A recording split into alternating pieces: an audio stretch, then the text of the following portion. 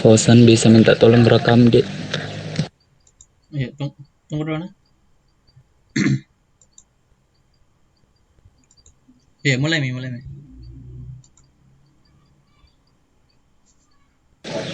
Baik, Bismillahirrahmanirrahim. Assalamualaikum warahmatullahi wabarakatuh. Waalaikumsalam warahmatullahi Waalaikumsalam warahmatullahi wabarakatuh. wabarakatuh. Puji syukur kita panjatkan kehadirat Allah Subhanahu wa taala yang telah memberikan kita kesehatan sehingga bisa mengikuti pembelajaran hari ini. Sebelum memasuki proses belajar mengajar, alangkah baiknya kita melakukan doa terlebih dahulu. Saudari Ernawati Haskan bisa memimpin doa.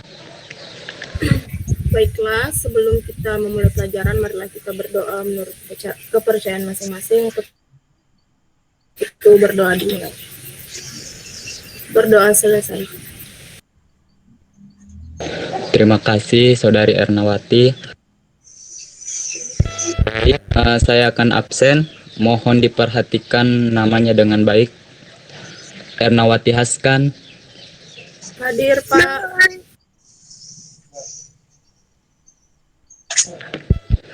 Rahmatang M. Hadir, Pak. Srianto. Alin Vitasari. Pak. Fajrul Ramadan. Hadir Pak. Baik, itu tadi. Alhamdulillah kalian hadir semua. Untuk materi kali ini kita akan bahas mengenai persediaan.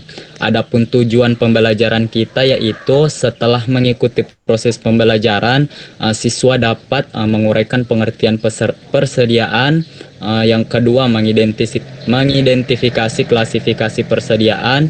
Yang ketiga, menyusun sistem pencatatan dan penilaian persediaan. Di mute Andi Nurfadila Utami mic-nya.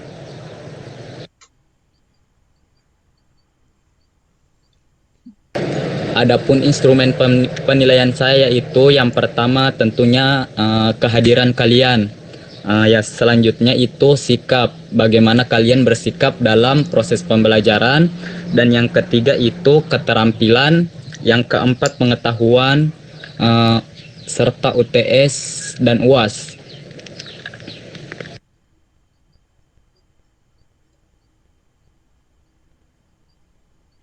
Langsung saja untuk materi pertama yaitu definisi persediaan. Ada yang tahu definisi persediaan itu apa? Fauzan Pak bisa menjawab Pak. Silahkan.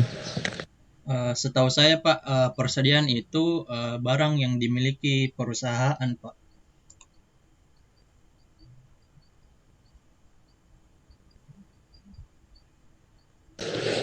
Betul sekali, Saudara Fauzan. Seperti yang dikatakan oleh Saudara Fauzan itu persediaan adalah barang yang dimiliki oleh perusahaan. Namun di sini ada pendapat menurut para ahli. Salah satunya yaitu Saki Baridwan yang mengatakan bahwasanya persediaan adalah barang yang dimiliki untuk dijual kembali atau digunakan untuk memproduksi barang-barang yang akan dijual. Selanjutnya menurut Ahmad Syafi'i Syukur pada tahun 2009 dalam bukunya halaman 125 mengatakan bahwasanya persediaan merupakan barang-barang yang diadakan atau dibeli untuk dijual kembali. Menurut Haryono Yusuf mengatakan bahwa persediaan adalah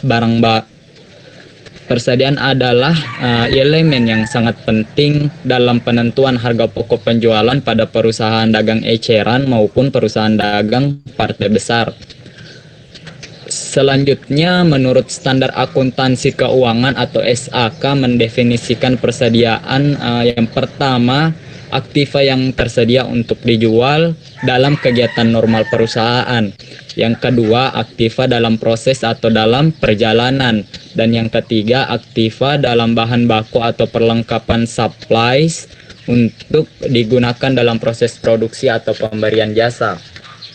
Nah, dari pengertian-pengertian tersebut kita dapat mengetahui bahwasanya persediaan merupakan barang yang dimiliki oleh perusahaan, baik itu digunakan untuk dijual kembali atau dalam proses produksi atau pemberi jasa. Materi selanjutnya, klasifikasi persediaan. Ada yang bisa menyebutkan klasifikasi persediaan?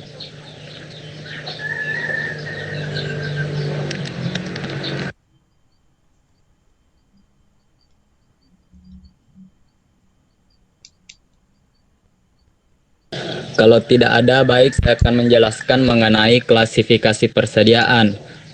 Penentuan klasifikasi persediaan di sini sangat diperlukan untuk jenis perusahaan. Apabila dia perusahaan, maka klasifikasi persediaannya itu hanya ada satu, yaitu persediaan barang dagangan. Kemudian kalau dia perusahaan industri, maka pengklasifikasiannya ada 5. Yang pertama, persediaan bahan baku, di mana persediaan bahan baku di sini merupakan barang-barang yang akan menjadi bagian dari produk jadi yang dengan mudah dapat diikuti biayanya.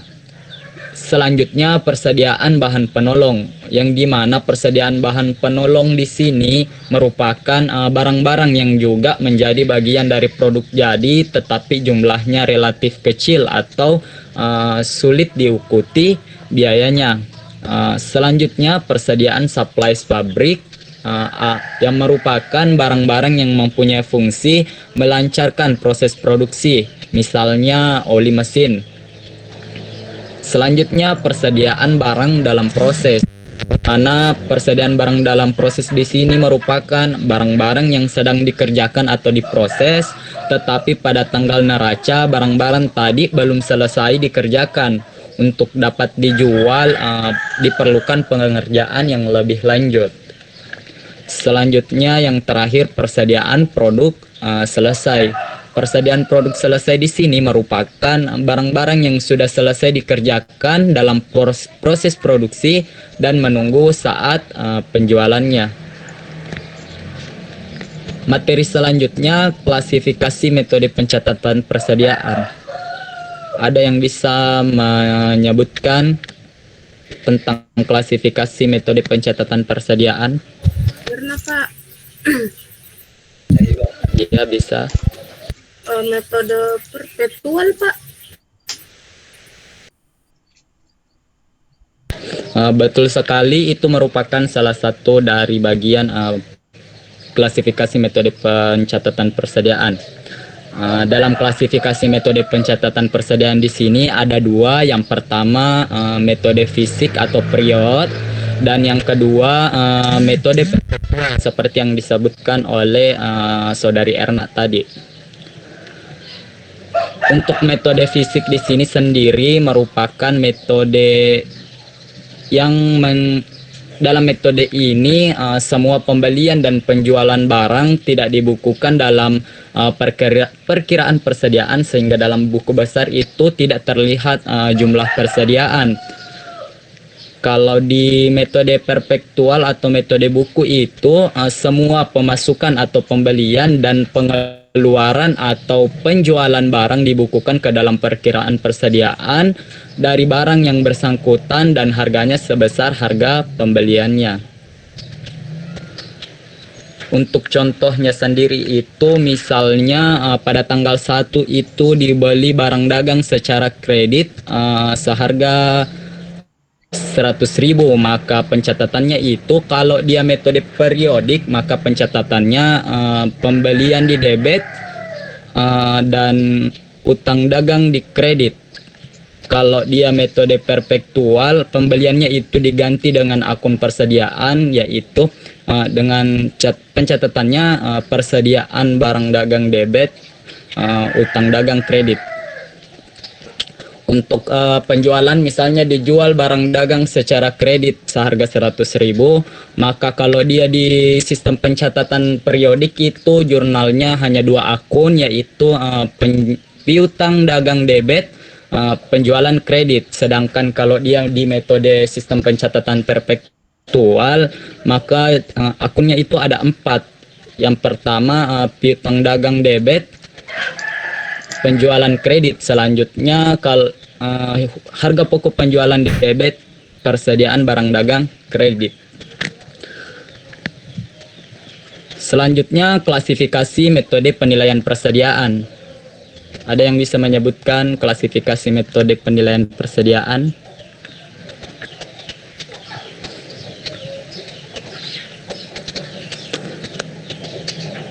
Kalau tidak ada, baik saya akan menjelaskan.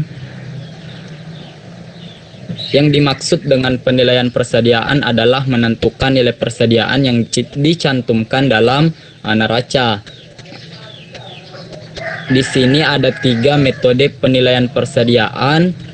Yang pertama itu metode harga pokok, yakni jumlah seluruh pengeluaran untuk memperoleh barang tersebut siap untuk dijual atau dipakai. Metode harga pokok ini dapat digunakan dalam berbagai cara seperti metode identifikasi khusus, metode rata-rata, FIFO, dan metode LIFO. Selanjutnya metode harga pokok atau harga pasar yang rendah. Dan yang terakhir metode harga jual. Namun di sini saya akan fokus menjelaskan 2 metode, yaitu metode FIFO atau masuk pertama keluar pertama, dan selanjutnya metode LIFO atau masuk terakhir keluar pertama. Yang pertama itu metode FIFO atau first in first out, yang biasa kita kenal masuk pertama keluar pertama atau MPKP. Metode ini merupakan metode yang mencatat persediaan barang dagang yang masuk pertama akan keluar pertama. Maksudnya di sini barang yang pertama kali masuk di gudang, maka barang tersebut yang pertama kali dijual, sehingga untuk mendapatkan persediaan akhir dinilai dengan perolehan yang terakhir, yang pertama dibeli atau yang terakhir dibeli atau masuk. Selanjutnya last in first out atau LIFO, atau yang biasa dikenal dengan masuk terakhir keluar pertama. Secara teori, metode LIFO ini dimaksudkan bahwasanya persediaan barang dagang yang diterima terakhir masuk ke gudang, maka barang tersebut yang akan pertama kali dijual.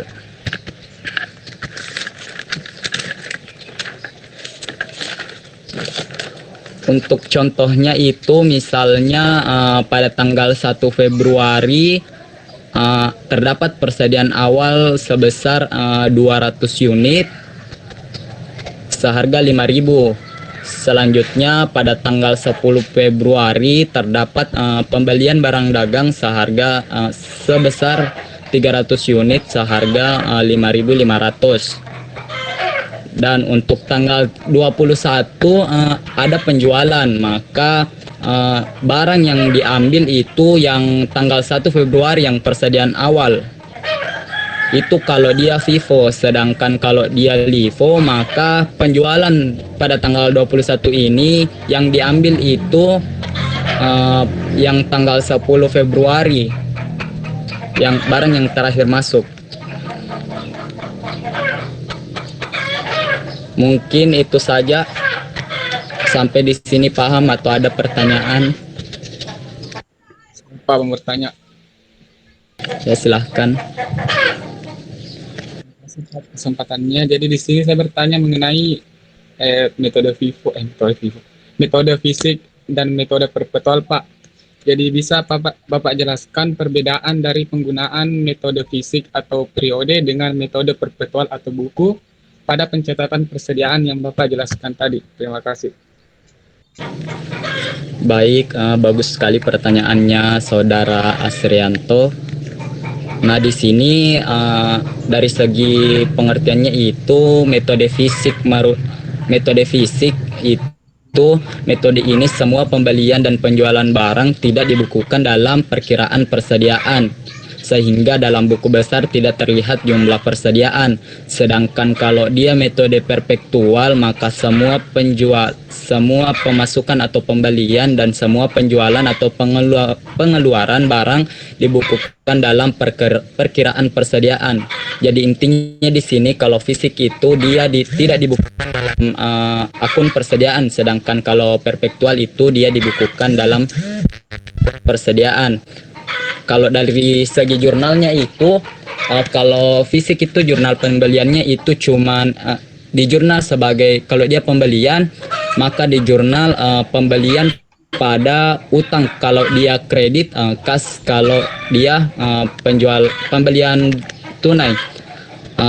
Kalau dia di perpektual itu jurnalnya persediaan barang dagang pada utang, kalau dia pembelian kredit, kas kalau dia pembelian secara tunai. Selanjutnya dari segi pencatatan penjualannya itu, kalau dia fisik akunnya itu cuman ada dua, yaitu piutang dagang kalau dia penjualan kredit, kas kalau dia tunai pada penjualan. Kalau dia metode perpektual maka akunnya itu ada 4, yaitu piutang dagang atau kas di debit, penjualan kredit, selanjutnya harga pokok penjualan debit, persediaan barang dagang kredit. Bagaimana Srianto, sudah paham? Terima kasih Pak, sudah dimengerti Pak. Bagaimana yang lain, sudah paham?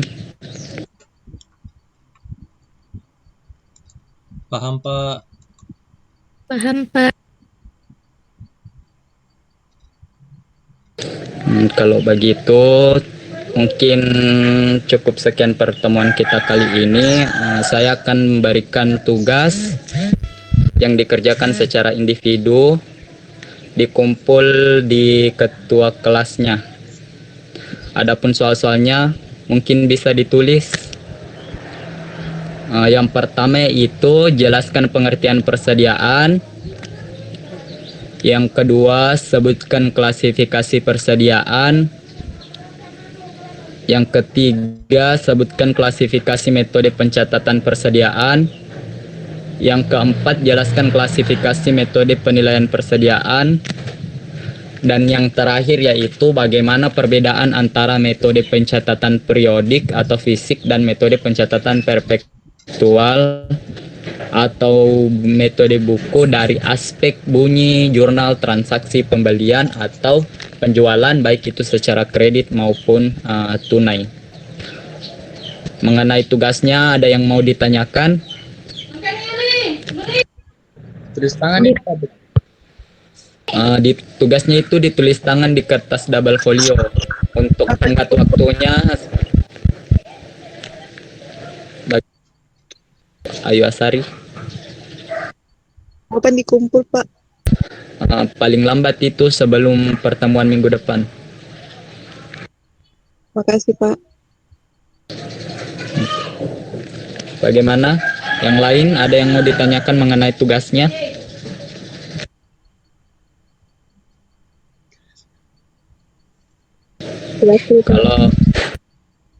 Kalau tidak ada, mungkin cukup sekian. Saya harap untuk teman-teman sekalian belajar di rumah, jaga kesehatan, mengingat kondisi sekarang ini kita masih berada dalam pandemi COVID-19.